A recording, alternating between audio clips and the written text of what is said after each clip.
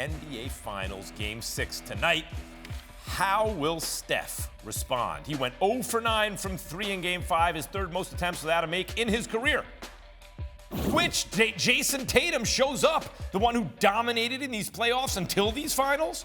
Or the one who showed up in the finals so far who has not? Finally, the Draymond factor. In the 2 games in Boston, Draymond Green has a total of 4 points on 2 of 11 shooting with 9 fouls. Speaking of Dre, here is his answer when asked about how playing the Celtics compares to facing LeBron in the finals. It doesn't compare to like mentally playing against LeBron James, who I think is arguably, one of the arguably smartest guy to ever play this game. Not one of. He's arguably the smartest guy to step foot on a basketball court. And so to say that it compares to that, it's disrespectful to LeBron, and it's a lie to you. Vince. There's Vince Carter. There's Brian Windhorst joining us now. It's a party today. Vince, what do you think about what Draymond had to say? Is this kind of disrespectful to the Celtics, or is he just telling the truth? Yeah, I mean, that's what it is. He's just taking that shot. I mean, LeBron is his guy, and for sure, LeBron is one of the smartest guys. He's not going to give the Boston Celtics fans or team any credit as they're going into Game 6 trying to beat them.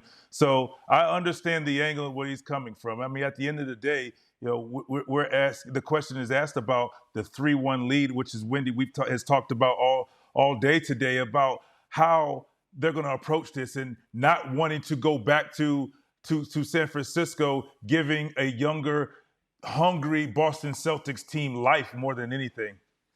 Jacoby, I understand why you want to say something in the moment, not worry about posterity, right? But when Draymond says that, I always thought KD going to the Warriors was both of them kind of acknowledging that dude is too much.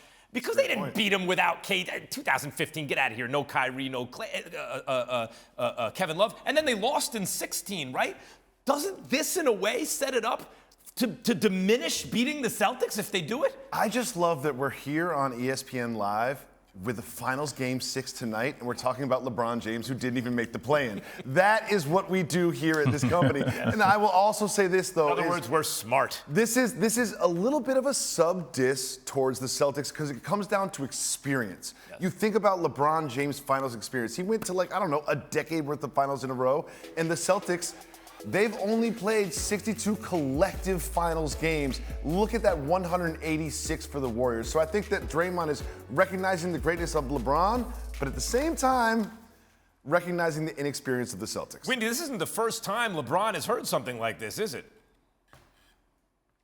Right. Well, first off, Draymond and LeBron have been in a mutual admiration society for the last few weeks, each of them praising the other back and forth. So this is just the next round of it. I was at that interview session today. Draymond said it about 10 feet behind me. He was asked to rank where the Celtics are, and he basically said behind LeBron. But the greatest thing that was ever said about going up against LeBron in the finals was said, in my opinion, by Eric Spoelstra after the 2020 finals in the bubble, Heat versus Lakers, when Spoelstra said LeBron was making adjustments to the adjustments to the adjustments that we were making.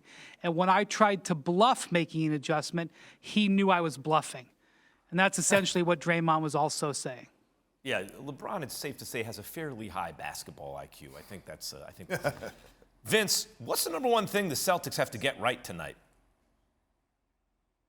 Getting Jason Tatum right. I think that's the number one thing for me. Getting him in an aggressive mindset, getting him downhill, getting him not turning the ball over. I think that's important. And I wanted to see him get shots up because that's most importantly. Settling for the three-point shot when it's contested. No, get into the paint. I'd rather see tonight, guys, to be honest with you, if his percentage shooting is awful, that's okay with me because that means he's getting attempts. That means he's being aggressive. It's not about the attempts. That's a regular season stat, in my opinion.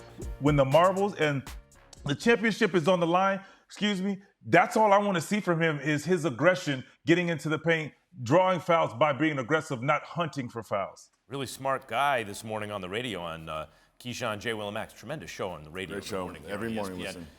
Quoted another smart guy. Vince Carter quoted Hembo from Get Up this morning on the radio. Right, Vince? About points in isolation. Yeah. Usually a point per possession in isolation. You're okay. Tatum on 66 ISOs through 5 games. Only 50 points. Oh, For the Not series. good. Jacoby, what's working for the Warriors? So 2 weeks ago, before the series started, I was on this program, and I predicted the Warriors in 7. But you, Max Kellerman, you changed my prediction. Do you know how you did? Game 6, Clay. Game 6, Clay. Game 6, Clay is going to be in Boston tonight in TD Garden. And anytime you get confused and it's a Game 6 and Klay Thompson is involved, you go with the Warriors. Yeah. That is what they have going for them. We know his history in Game 6. We all remember what he did here. Yeah. What he did to the Thunder, what he's done to the Rockets. There's something about the Game 6 and Klay Thompson that just equals victory. And I don't care that it took them 2 games to close out their previous 3 series. Tonight, I believe Game 6 Klay and Steph Curry bounce back brings them the. Thanks for watching ESPN on YouTube. For live streaming sports and premium content, subscribe to ESPN+.